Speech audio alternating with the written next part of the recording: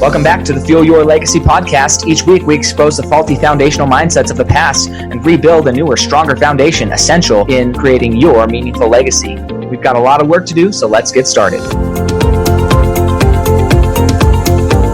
As much as you like this podcast, I'm certain that you're going to love the book that I just released on Amazon, Fuel Your Legacy, The 9 Pillars to Build a Meaningful Legacy. I wrote this to share with you the experiences that I had while I was identifying my identity, how I began to create my meaningful legacy, and how you can create yours. You're going to find this book on Kindle, Amazon, and as always on my website, samknickerbocker.com.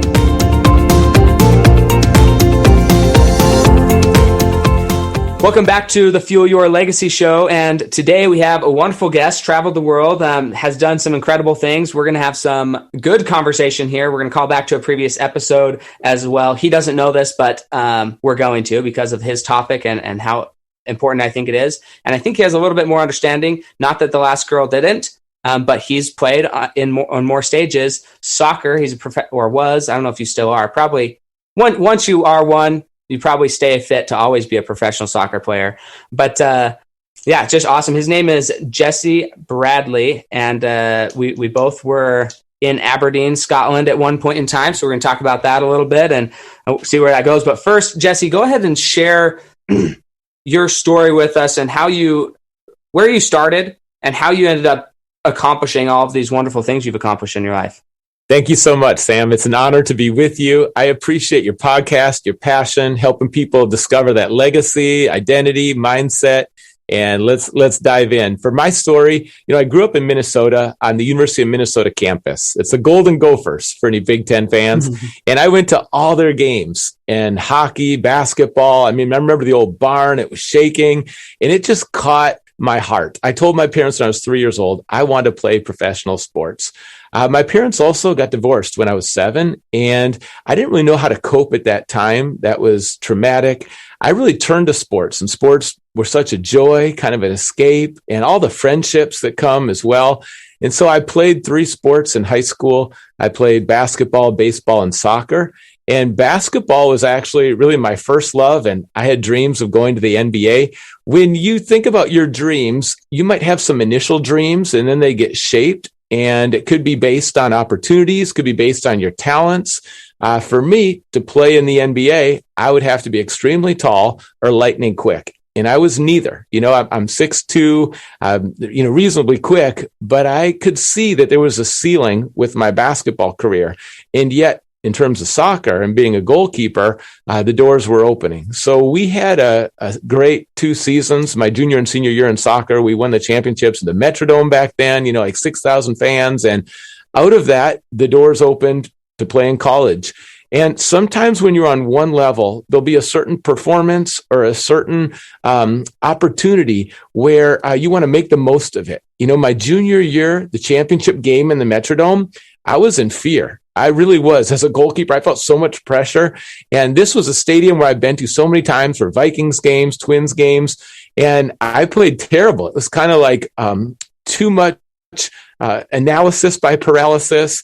And we won 3-1, but I had a terrible game. So my senior year, it was a mindset shift. And I decided, you know what? I don't want to have that experience again. I think sometimes we learn the most from the pain points and the failures.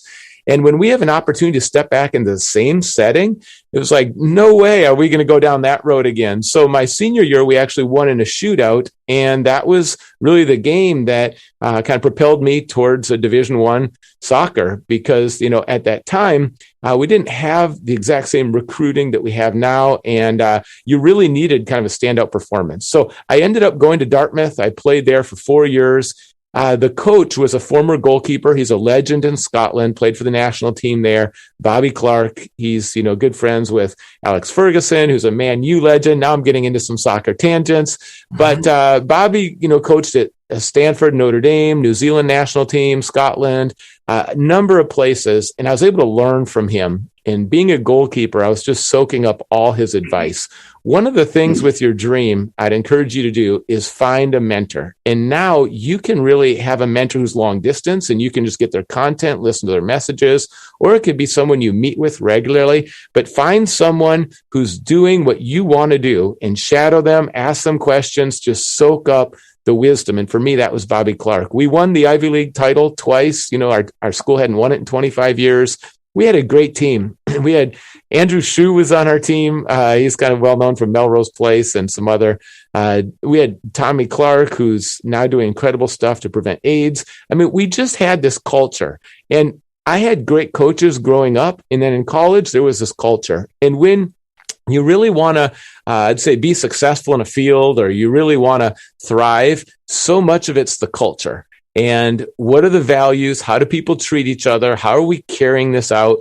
And when there's a great coach or a great leader, that leader is going to establish the kind of culture that brings out the best in everyone. And we have friendships that continue to this day. After college, I wanted to continue to play. We had different opportunities then. There was a Minnesota team, played there, but played in Scotland, then also Zimbabwe. And in Zimbabwe, going to Africa, really chose that place because of the needs, the experience. And it's important to, I think, when you travel, I learned more about America by being in Zimbabwe, actually. And when you travel and love people from different cultures, different nations, life becomes so rich, and life's much bigger than sport. And of course, like with each level, there's more dedication. There's more habits that it takes to jump from high school to college to professional. But you also realize that you can't keep making the game or the sport or the job bigger and bigger in your life, because it has a ceiling of how much satisfaction it can bring. It has a ceiling in your life. And if you give it too much power, it's going to dominate you, consume you, and it's going to become your number one, which it never meant to be. And so going to Africa was so humbling, because there was drought, there was poverty, there was injustice, and yet there was singing, there was joy, there was warmth, there was hospitality, there was love, there was generosity. People there were so glad we were there. Off the field, we were able to tutor some different students in school. And I just loved the people there and learned so much. I mean, they would have, let's say in their home, not much food, but they would give you the best meat, or, they were just so kind. And I thought, wow, in America, we tend to have so much more, and yet there's so much more generosity with these people who have less. And I thought, okay, hospitality and generosity is not about how much you have, it's about what's in your heart.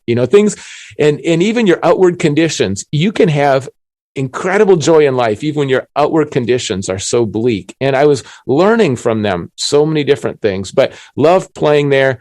My career in terms of soccer ended tragically, and I took a prescribed medication to prevent malaria in Africa, and it built up toxic levels in my system.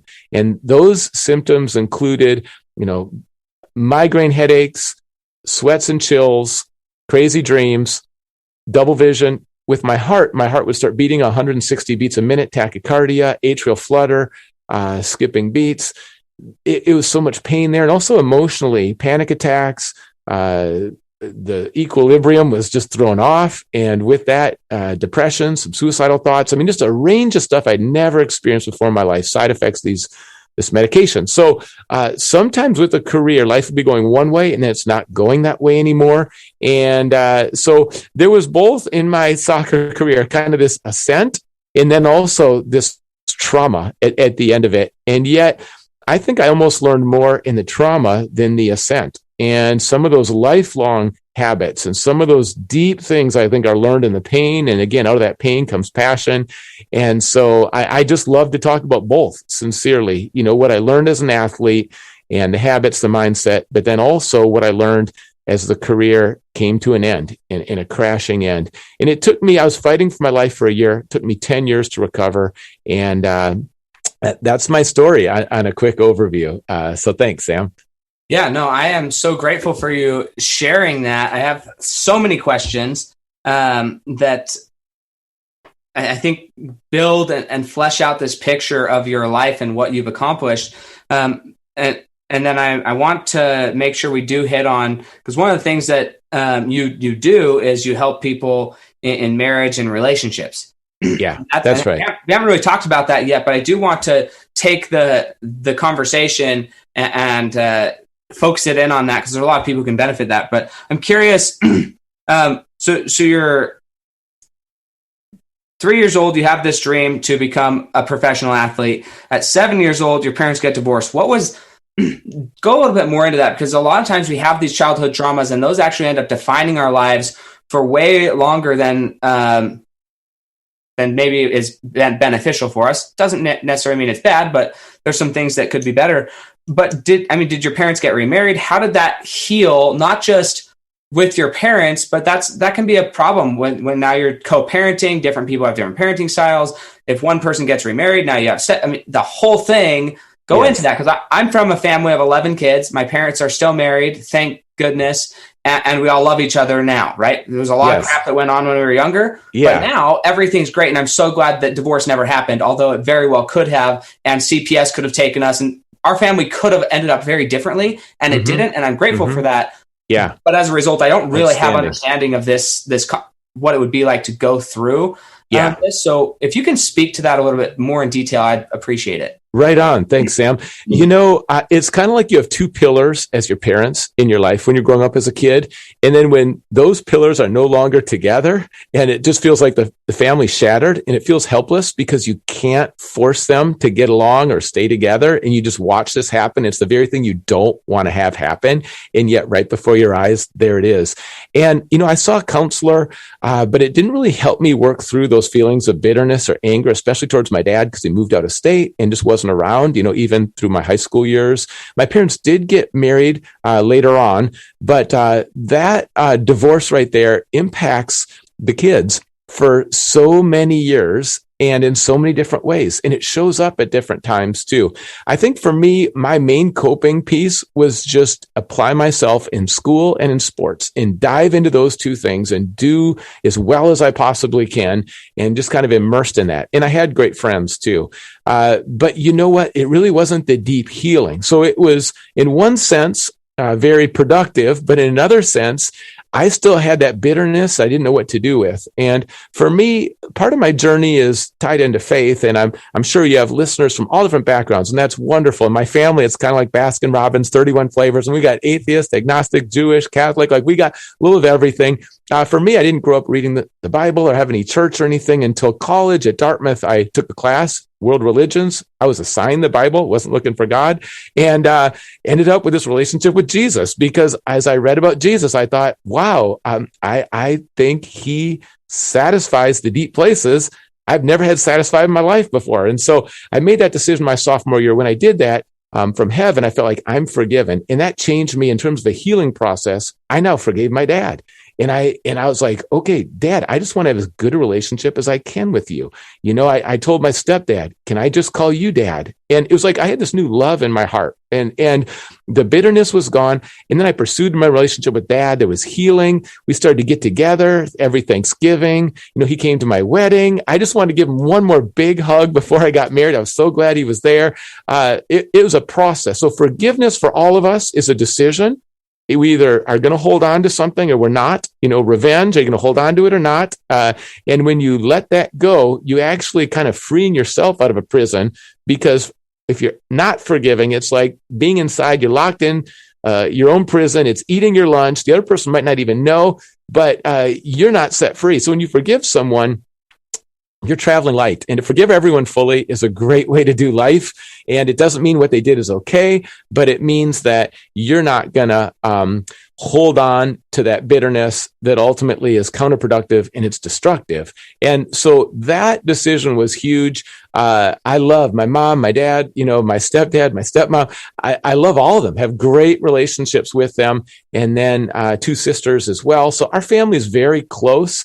But it is brutal, and it's just sad. It's traumatic, and it affects you your whole life. One thing it did for me on the positive side, because I think there's always a redemptive side of suffering, and it's like, okay, where can we go with this? What can I learn? What difference could I make? And that, led to, for me, I've counseled a lot of couples, and I've had people come into my office saying they're going to get a divorce. And then we talk and we keep working together, and there's some prayer. And then, they're back together. They're going strong, and their whole family's intact. And when I get to see that for me is meaningful. I produce some content for marriages, and I've just decided to make it free. People said, monetize it. I'm like, no, I just want it to be available for people. It's not free because it's bad quality. It's just, there's videos and there's questions, and it's to strengthen marriages, whether it's a new marriage, whether it's, about to step into marriage or long-term marriage. These are just areas that I think are really important in marriage that will strengthen families. My heart is I just want to strengthen families, because I know when families are divided, when families, there's despair, there's grudges. I mean, it can happen with extended family where people aren't talking to each other. When families break down, ultimately, that really affects community, cities, nation. And so strengthening families, for me, I think part of it came out of that experience as a young child. And also we adopted a boy as well. Not the exact same situation, but my heart goes out to kids who need a forever family. And there's so many right now in the foster care system.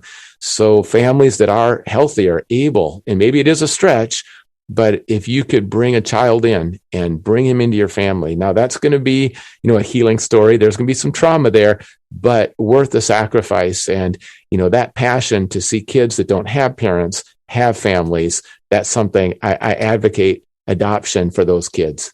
Absolutely. So I want to talk about two things out of that. One is, and hopefully you guys caught it, but if you didn't, I'm going to bring it back to remembrance, right? So he finds the Bible, he gets assigned the Bible, and he's reading about Christ. I'm a religious person as well. Again, there's in my family as well, there's lots of different belief systems. That's right. I'm not, and anybody can believe whatever they want, right? I'm not here to tell people what to believe, but that's right.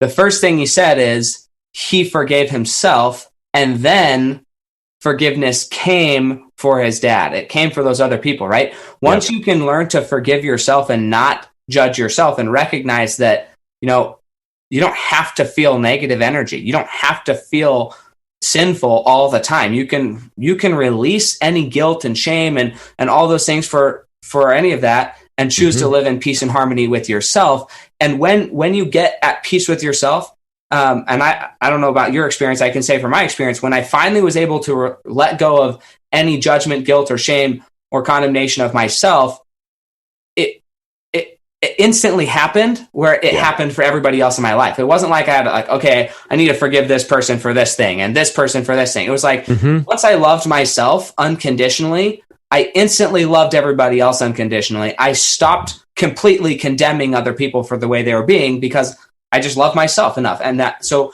it's an interesting thing, and it's hard to express until you experience it, at least in my experience. People are like, well, that doesn't make sense. I'm like, okay, well, when it happens, it will make all the sense in the world. So just keep putting in the effort and it'll eventually happen. I don't know what else to tell you. But so that's one thing. The other thing I want to talk about, and this is a harder question. I've asked it of a few marriage therapists, and I just don't, I work in an industry where I help people have conversations about money with each other and facilitate a financial conversation, which is a leading cause of divorce, right? So that's right. I end up in although I'm not a counselor or a therapist or anything, I end up in very interesting situations where I end up facilitating communication. That's right. Okay. Yeah. And this is the part where, as much as I am in favor of marriage's healing, and I believe that if people are willing to put in the work, healing can occur. At some point, and this is the hard question that see if you can answer it, right? At what point do you say, it probably is better to get divorced? Knowing how it's going to impact a kid, because you went through that, knowing how it's going to impact the whole entire situation, at what point do you say, you know what? It's actually better for everybody if this marriage did dissolve and you were able, at what point is that the recommendation? And I don't know. Yeah, it's a great question. But I'm also in favor of happiness, and sometimes there's more happiness. Yes, there's still pain, but there's more happiness in separation than there is in trying to force something that isn't working. So talk to that a little bit, because this question. principle goes into literally every aspect of your life, with business, home, exercising, like everything in your life. You have this same relationship. At what point do I stop doing this just because the expectation is there, and I go find something else that works for me? And at what point do I say, I'm dedicated, I'm disciplined, I made a commitment, I'm going to stick it out? How do you balance that decision in life? Because it's not just about marriage, although I think it's a fantastic case study to talk about it, but it's everything in life. It's professional sports, it's exercise, it's everything. So how does one make that psychological decision about when to move on and when to stick it out and be dedicated? It's great insights. And I think the two that you mentioned are connected. Like you say, I think three kinds of love. I think there's a love from heaven. I think there's a love for yourself, and there's a love with other people. And when that love from heaven and love for yourself is solid and that foundation's there, it is like an overflow for other people. So in marriage, I think having those first two, the love from heaven, the love for yourself, I think that's going to change the way you treat the other person. Now, when a marriage, to your situation that you brought up, when your marriage is really on the rocks and it feels hopeless and you're just wondering which is the better decision, should we even stay together? It probably didn't just happen overnight. Okay, it's probably been a process of years, and there's probably some things at the core that need to change. And the question is, are people willing to change? I believe marriage is probably the greatest opportunity to grow in life, because when you first meet someone, they say opposites attract. And I know for my wife and I, you look at Myers-Briggs, you look at the personality tests, it's like we are the exact opposite on all these tests. And because we need each other. We need balancing it out each other. That's important. But then opposites initially attract, now opposites attack. And you no longer value the other person and how they're different, but now you're trying to change them and force them. So how do you assess this? I would say I've seen couples separate and come back together. Sometimes the relationship is so toxic, you really need to step back and separate. I don't think with a threat of, I'm going to divorce you and you better do that, but step back and say, okay, how can I grow? What counseling do I need? What new habits do I need? What changes in my mindset? And I've seen couples separate and come back, but also I've seen couples work through stuff that they're convinced is going to be a divorce, work through it. Now, I think there's some keys here. One of them is in the area of communication.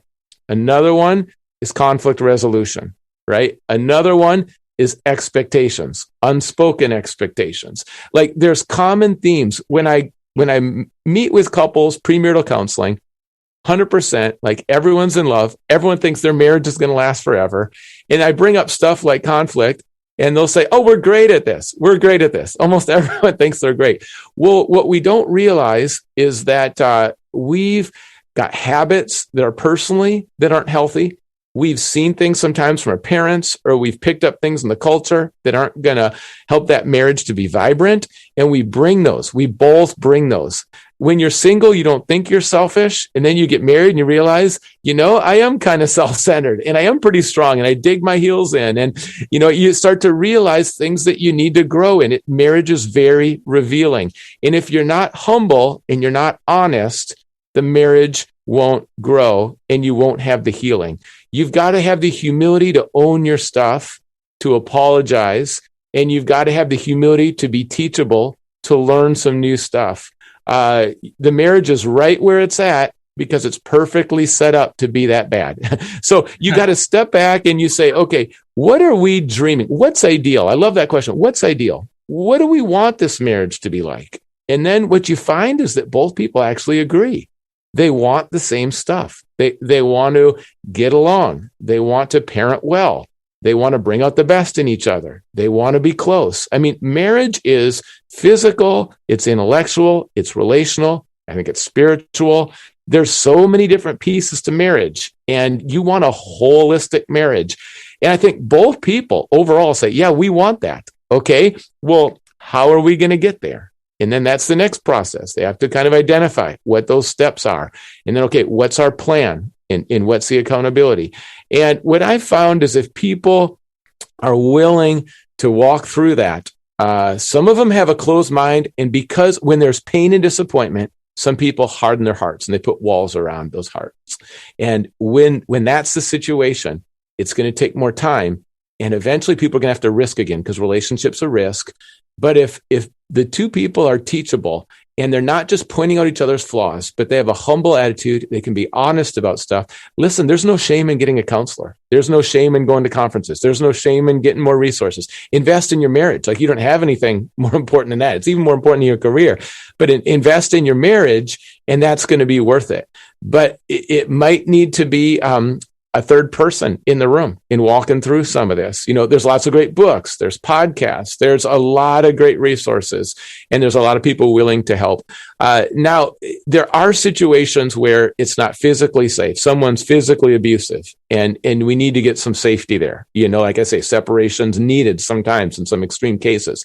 Also, there's situations where someone's already shacking up with someone else. So someone's already, gone down that road of adultery, and maybe that with multiple people. And I understand that there's a marriage covenant. When someone's sleeping around with a bunch of people, like, okay, maybe we're not going to be able to bring it back together because, one person's already with someone else and they want to. But I'm talking about when two people, they're not sleeping around with everybody else. They're just really at a low spot. They're feeling so stuck and they don't know what the resources are. And it's at that point where I just say, no, there's help, there's hope, and let's walk through this. And I think if people are committed to the other person and they're humble and honest, they're going to find those resources. And you know what? There's going to be a lot of healing. And if the marriage took 6 years to tank, then it might take a couple years for that healing. So don't think it's just going to happen overnight. You're going to read a book and then everything's going to be great. Like, we're talking about like love languages. How does that person receive love? Not what do you want to bring, but how does that person receive love? Well, you got to lean in with some understanding. You got to get to know the other person. You've got to find out how they're wired and what really makes them feel loved. And then you got to make some shifts because it's not naturally what you're doing. If it was natural, you'd be loving each other really well right now. So some of it's counterintuitive, countercultural. It goes against some of the patterns that you've established. There's patterns in marriage that are downward cycles that you have to break. And then there's patterns that you bring out the best in one another. And you've got to make some shifts so that you're bringing out the best in each other. But those are some, pieces to walk through as far as that goes. But it's surprising how much people can overcome in marriage when they're committed to each other and they're willing to learn and grow. And there's a lot of healing that can happen. Yeah, I completely agree. And I've seen both sides of it, right? I've seen maybe more than both. Like, there's multiple sides to that, but I've seen it where they find a way to make it work. And I've seen it where they haven't found a way to make it work. And I think I want if possible, everybody to make it work. That's but if right. not, then we need to look at other options. So I thank you so much for sharing that. I'm sure it helped somebody today. I want to now take this conversation and push it farther into a soccer analogy. Okay. So for those of you who heard the first part of this analogy, it was back with, I forgot her name, a few episodes ago, Kylie Hansen. That's what it is. I'm not sure exactly the episode number, but go listen to it. But we're going to have this. So she didn't play goalie. So you play goalie. I played soccer growing up from like age 6 to I think 13 is when I quit playing. So loved it. Most of the time I was a goalie. Occasionally I was like a forward or a midfielder, right? But I had pretty bad asthma, and running and stopping wasn't my friend. And so goalie was a good position for me. But for those of you who don't know about soccer, where is the goalie limited as far as their movement? Where can they go on the field versus the other players? Mm-hmm. Do they have any limitations? Right. So a goalkeeper can use their hands in the 18-yard box. That's the area around the goal. But goalie can run out beyond that.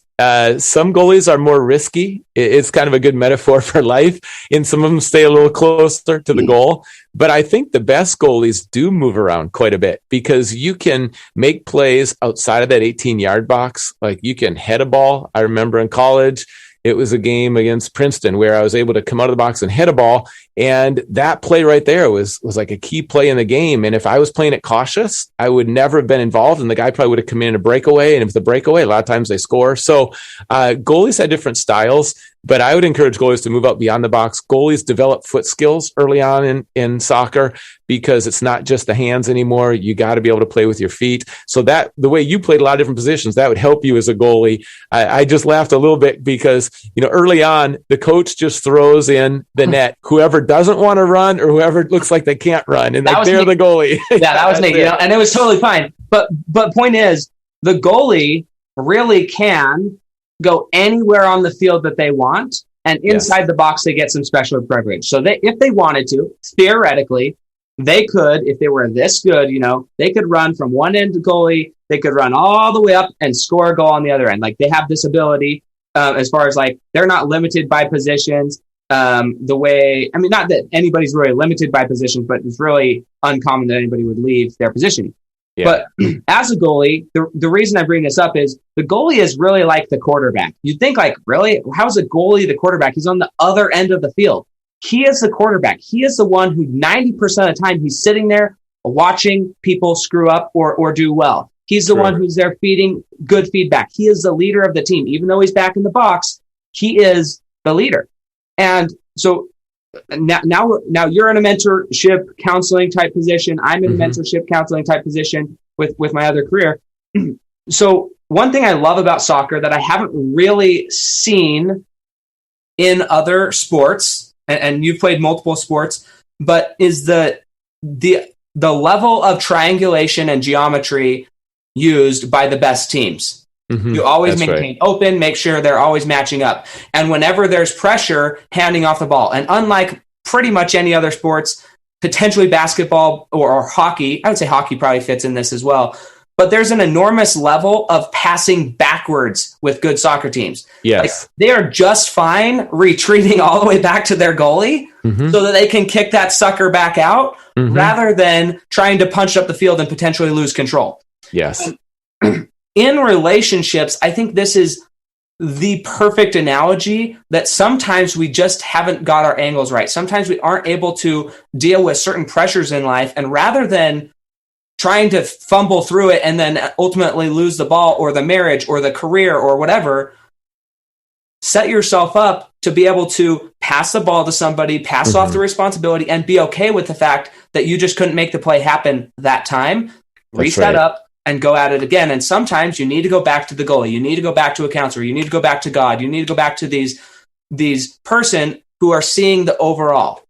Great. So anyways, I'll go into a little bit more of the actual soccer practical nature of being a goalie, and then go and relate it to what you're doing now and how that relates and how somebody else could maybe benefit from utilizing a goalie in their life, whatever that looks like, God, other mentors, counselors, whatever. That's an excellent metaphor. The goalie has a unique perspective, can see the whole field.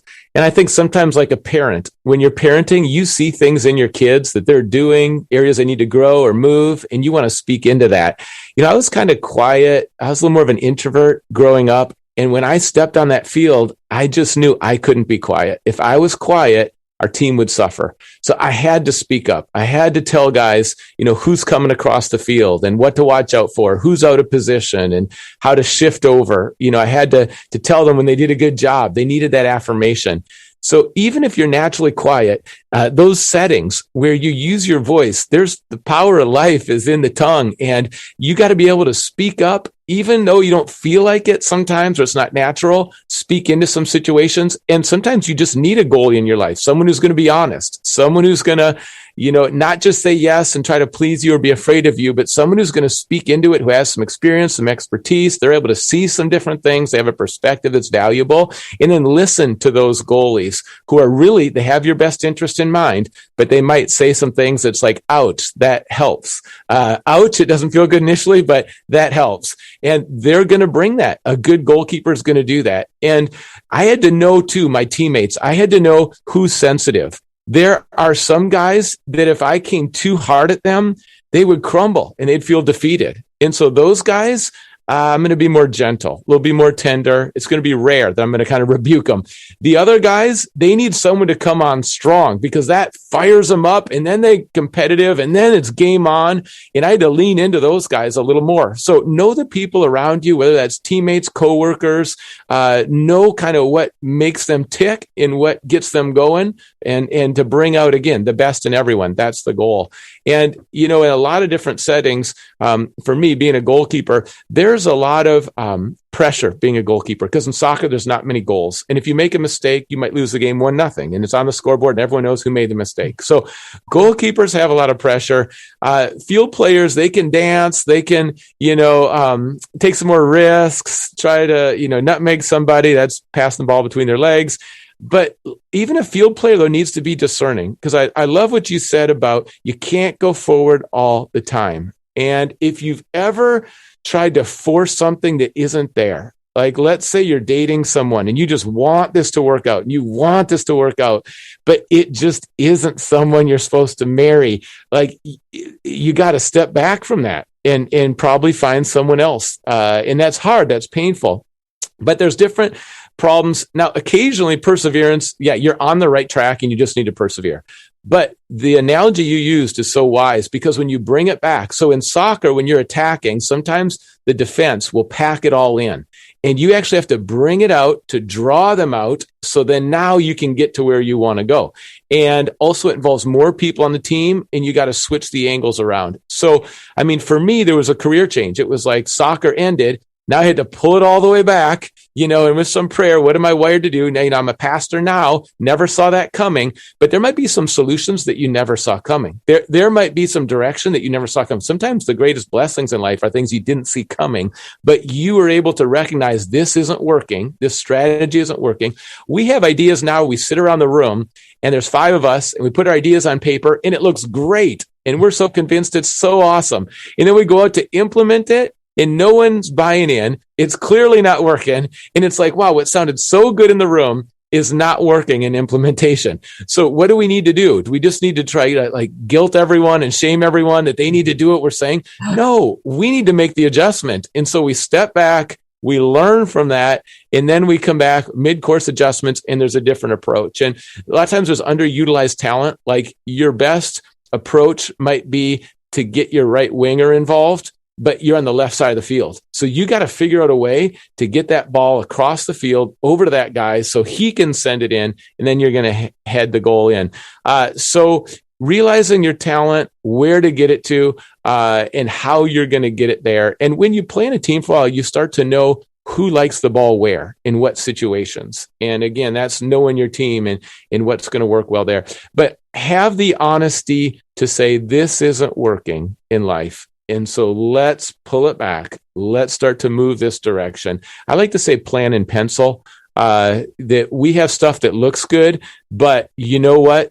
We're not etched in stone here. We're going to stay flexible enough. And teams that aren't flexible right now are dying.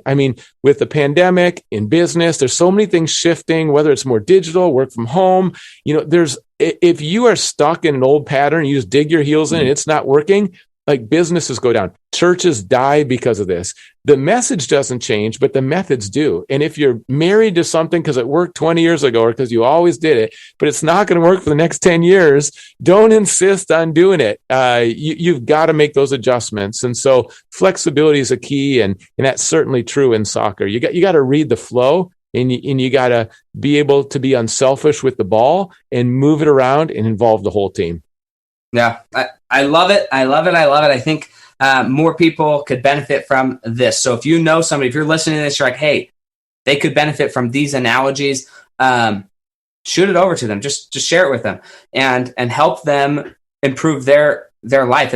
It could be marriage, right? I'm a huge proponent of marriage, just as you are, and the fact that it's one of your best. It's your best growth area. It's your best thing to learn to be humble and kind and compassionate and understanding and compromise and all those things. So if you can do it in a marriage that ideally, right, you're going to be with until you die or eternity, and you're building that, then think of the things you could compromise or find a solution for in business or in your education, wherever it is, government, politics, whatever it is. Think of how could we find a compromise? If we could do this in a relationship, where else could we use these principles? So I want to talk about one thing, and maybe you've already mentioned them. For those of you who haven't kept track of the things he's been mentioning as far as communication, conflict resolution, compromise, compassion, I think those are some of I think they're habits. I don't think they're necessarily innate. I think that people have to develop them as habits, but I think they're essential for success. But what are the difference as you went from high school to college to pro life? What were the different habits that you had to adopt to operate fully at the pro life? Because I think most people who listen to this, they want to get to a pro life, right? They want to get to a pro life in business, in relationships, in family. They're going for the best of what they can accomplish. So what are some habits that are equally applicable no matter where you're at, religion, business, family, pro athlete, whatever? They're just winning habits. Like, what are those winning habits that are essential for people to create in their life? That's great. I would say that, when it comes to habits in sports, at each level, the intensity goes up. And if you don't acquire those new habits and you don't cultivate those, there's a ceiling and you're going to stop. I remember getting to college and it was the first time we ever had a nutritionist. We didn't have that in high school. And you get to college and all of a sudden I'm learning about the value of protein and, how many fats and what kind of fats you should have and what foods bring different nutrients as well. And it was eye-opening. It's changing the way I eat. It can be basic habits in your life and it might sound really simple, but getting enough sleep and your exercise and your eating. I mean, just watching those three for me, that's going to help me in all realms of life. Those are three I've just watched. And yes, as an athlete, it was massive, but it's continued after that. Again, that sleeping, exercise, and eating. And those for me are essentials. I guard those in my schedule and I make sure that they're going to be there. They're like the boulders that go in first, and then you can put in the smaller rocks after that. And that analogy with a jar, but finding those things. Also, there's the habits and the discipline of specific skills. What are the skills that are needed at that next level? So in terms of being a goalkeeper, distribution, that's accuracy, whether it's throwing the ball, distance, kicking the ball, goal kicks, punts, drop kicks. Like I spent extra time. I just get the balls out. No one's around. Some of these habits, they can't be dependent on, well, are your friends going to join you? Who else is doing it? You've got to have that motivation and you've got to start identifying the habits and then just put in the time on your craft. And so I would kick balls over and over again. Some guys would make fun of me like, wow, you're spending a lot of time kicking balls. Another one for me was weightlifting. Didn't do it in high school. Then as a college player, did it some more professional. By professional, it's a given. Because I realized that that's going to give me extra strength I need as a goalkeeper. Because as a goalkeeper, I need to soar. Like if I don't have the strength, I'm not going to get to the same shots. But if my body is, the muscles are there, in certain training exercises with diving, like I can start to get to the corners, and that's key as a goalkeeper. So you realize that you kind of maximize your potential when you build in these habits. Habits are life-giving. Habits, I think, are transformative. And habits are that foundation. Habits are a choice. When I got really sick and my career ended, I started to do some habits. One of them was being thankful every day. I started to write down 10 things I'm thankful for. Another one was charting progress in my recovery so that I could see, wow, it didn't feel like I was improving that much, but I can look. I used to only walk 10 minutes a day. Now I can walk 25 minutes a day, and so charting that progress was huge. In the intensity of the side effects of the medication and everything that was flooding my mind, I had to get in the habit of between the ears, realizing what isn't true. When a lie comes in saying, nope, that's not true. Like a suicidal thought comes in, nope, I'm not going to harbor that, embrace that, believe that. I can't control the first thought, but I can control what I do with it. And so I'm going to move that other way. And then I'm going to intentionally choose something else. That was the first time I really started to memorize the Bible because my mind was going in the ditch and I was focused on what I don't have in my life anymore. And so I knew I had to intentionally put things into my mind and say them and repeat them and believe them. And that's positive thinking. Get rid of the stinking thinking. That mindset is a huge one. With soccer, so I'm bouncing around a little bit, but I had to realize that I can't put too much pressure on myself as a goalkeeper. And what was happening is with each game and with each level that would go up in the next championship, I was building more and more pressure on myself. And, you need some adrenaline to play well, but then there's a point where that extra intensity and adrenaline is actually detrimental. And so you want to stay in that peak zone. And so for me, prayer was one thing that helped me because it just realized there's a bigger picture into life than just this game. And also it's not all on me. Like, God, please help me to have quick reactions, to have, quick feet today. And it just kind of relaxed me. Sometimes telling jokes or just laughing with the guys, it just changed the atmosphere. And so being able to step out of this ultra intense mode, which I need in certain situations, but I didn't need to carry that. And then I started to lose the joy of the game. And then instead of, sports should always be fun, then it became, something with white knuckle. And that's when I start making bad plays out there too. So different areas of life, but recognizing what are the habits that are most transformative. And then how do I commit to and form those habits? Sometimes you might need accountability. Sometimes, it helps me to write it out with a chart. And that's how I'm wired. If I have it on paper and there's a little box to check, not that I make everything life checking the boxes, but for me, that structure helps me. It's not legalistic. It just helps me stay on track and remember, okay, here's my morning routine. Okay. Right now, what I do is I take a sticky note, and this is so simple, but I take a sticky note and each day I write down the most important things that day. There's going to be some surprises, but that helps me come back to it. And in my schedule then and on my phone, I know not to get distracted because there are so many distractions and I've got to recognize what's most important. And that little habit for me works. So find things that work for you. They might be unique. They might be a little quirky, but that keep you on track and build up. Cultivate those habits that are life-giving and ultimately really strengthen your relationships too. Yeah, absolutely. I agree. I think habits are essential, which is why we have you on the show and why we have the show is habits, mindsets, and behaviors. What are we doing? What are we thinking? And then what's our subconscious doing to really help us become successful? So if somebody wanted to reach out to you, have a conversation with you, be counseled by you, maybe they're struggling in their marriage, maybe they're struggling in life, maybe they're struggling in business.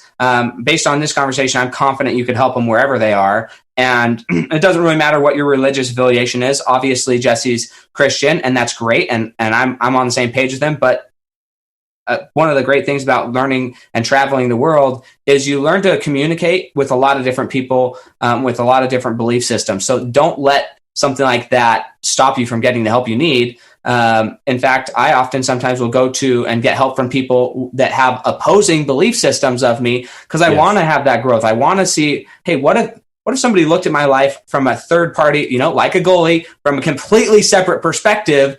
What would they say, right? Like, I don't have to accept everything that they say, but what would they say? Like, does their perspective produce more happiness and joy? If so, what's the harm in it, right? So anyways, don't let that stop you, but really focus on how could he help me? And so if somebody wanted to reach out, where would they go? I know you've mentioned you have some free resources. Maybe talk about that a little bit as well.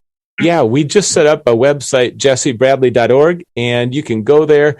Everything that's there is free, but also you can connect with me on social media through that site.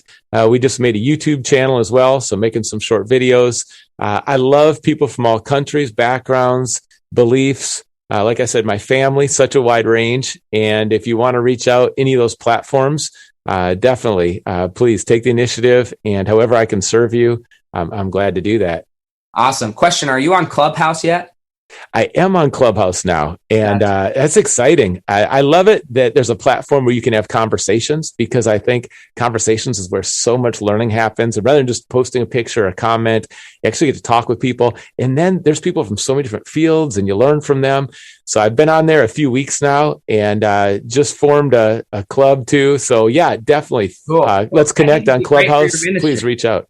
Yeah, it's outstanding. I think there's a lot of potential there for religious leaders who want to be able to share with people all over the world, especially not that everything has to be monetized, but they're going to start monetizing it. And I think that's going to be an interesting way to go for Bible studies and for for people who want to share that knowledge and for that's where that's their full-time profession.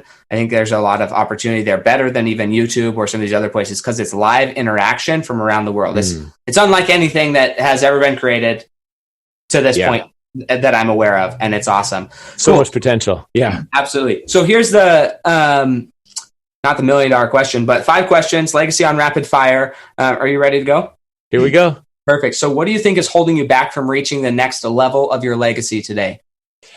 For me, it's taking risks. And it's easy for me to stay in a Christian bubble or circle or echo chamber. And just like you referred to, I want to connect with people that are in a wider audience. And like you say, learn and have conversations. And so I'm starting to do that intentionally now. And that's exciting. Awesome. Love that. And what do you think your greatest accomplishment has been? A lot of times I think it's actually in what we overcome. And so when I talk about a 10-year recovery, I'm thankful for God's help because I'm thankful for people's help. I believe that, in one sense, you can say it's your greatest accomplishment, but it's often been said, a turtle didn't get up on a signpost all by himself, and I look back and I'm just so thankful for all the help and all the things I am learning right now. But I would say more than the achieving or doing on certain awards, I think it's been the overcoming. Awesome. And what's the hardest thing you've ever overcome? When I felt like I was on the verge of losing my life and losing my mind, and it was a drug that I didn't see it coming, and it was prescribed medication, that was the scariest moments. Those were the scariest moments of my life because you feel so out of control, and there's no place you can just turn to for help. You've just got to endure it. And that was a fierce, fierce battle. Yeah, that's crazy. And what are 1 or 2 books you would recommend to the Fuel Your Legacy audience? Yeah, I mean, of course, to kind of stick with the faith theme, I read the Bible every day. Even if you aren't that interested in God, the Bible just has so much wisdom. Like a book like Proverbs, it just talks about life and decisions and relationships, and they're just principles. They're like short sayings that are, it's a great place to start if Bible's new, and you just want some of that wisdom. The book of Proverbs stands out. But there's been so many. For me, one in my career, Fresh Wind, Fresh Fire was a book I read that just kind of rocked my categories. I read a book, Eyes of the Tailless Animals, just learning about conditions in North Korea. Like I had no idea how difficult it is there. And I read that book. And so I think, choosing a topic and then those are a couple on, wide range of topics for me, but those have been valuable. Cool. Love it. Okay. So this is the final question. Really the whole reason I do this podcast, it's kind of a gotcha question. No, not really, but I love it. And I get to learn so much about people in this answer. So we're going to pretend that you have died at this point, and this is 6 generations from now. So this is your great, great, great, great grandchildren sitting around the dinner table, discussing your life, the impact you had, and the legacy that you left. What do you want them to be saying about your legacy 6 generations from now? Wow. That's an incredible question. And what a good perspective, too, to look back at the end of our lives. We don't usually stop and do that and think, wow, when our lives are done, what was said. I would say that I certainly hope my family, because I'm with like a big church all the time, and but I think the most important will be my family. And they're the ones who know me the best and authentic. So I think if my family said like I was very loving, authentic, and passionate and consistent, those would be high compliments. And I hope that I do everything I can. This is maybe bigger. He did everything he can to love people, to set them up well. And I think my strengths now are more in the spiritual, relational, emotional, and that I invested my life so that other people could experience an abundant life. I think that would be it. Awesome. I love it. Thank you so much, Jesse, for coming on. This has been a great conversation. I love these conversations, and I love just learning from other people and other people's life's experience. We didn't even get to half of the things I wanted to talk about, but that's time for you. I'm grateful for what we did talk about, and I'm grateful for you taking the time to share your wonderful wisdom, knowledge, and experiences with the group. If you're listening to this, please just go ahead and like it or I don't know where you're listening, right? You might be on somewhere you like it. You might be on somewhere you leave a review. You might be on somewhere you put a 5-star. You might be just share it with a friend, share it with somebody who could benefit from it. But the reason we do this is to help other people benefit and grow their habits or mindsets and behaviors so that they can achieve success and fulfillment and really be living the life that they want. So if you're listening to this and you feel that this could benefit somebody else, please go ahead and share it. And then also go and find Jesse Bradley on his website, and then find him on Instagram, Facebook, Clubhouse. Clubhouse, if you're not on Clubhouse yet, go buy a new phone so you can actually get on. It's awesome. It is definitely a revolutionary way of communication, and I'm grateful for that. So thank you so much, Jesse. Thank you, Sam. Appreciate your insights, the opportunity to be with you on this podcast, what you're doing, and also goalkeepers got to stick together. So thank you. Amen. Yeah, no problem. And we'll catch you guys next time on the Fuel Your Legacy Show.